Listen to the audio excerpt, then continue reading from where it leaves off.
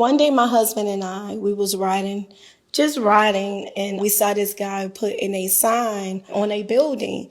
And I said, baby, stop, stop.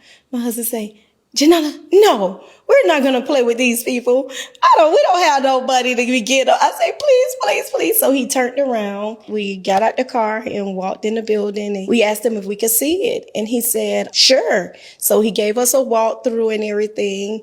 And once we finished the walkthrough, he said, do you like the building? And I said, I love the building. I said, but here's the problem. I don't have a dime. I say, I don't have any money. And I say, but if you allow me to move in this building and open up a school, I promise you I will pay you your money back. And that's when he was like, are you crazy?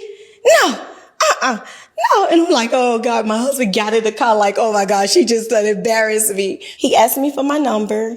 And a couple of days later, he gave me a call and he said, hey, come pick up the keys. He said, I trust you. When we arrived to the school, he said, you know why I'm giving you these keys?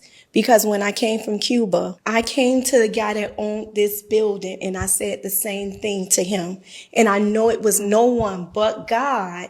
And he wanted to see how I handled this with you. And he said, please don't let me down, but I believe this is no one but God. From that day, that's when Shepherd of God came about. It was so funny because we was putting out flyers. We was doing so much to get kids into the school. He had cameras all around the building.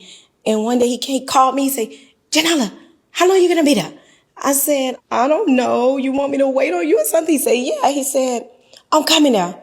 So he arrived and he said, how are you selling this building? You don't have no furniture in here. He said, I'm going to give you money. So I'm thinking it's going to be about $500, $600. He wrote me a check for $28,000. And with that, that was the start of, Shepherd of God Christian Academy. Just one dream, just one dream. And please, y'all don't give up on your dream because it's always someone that God is touching.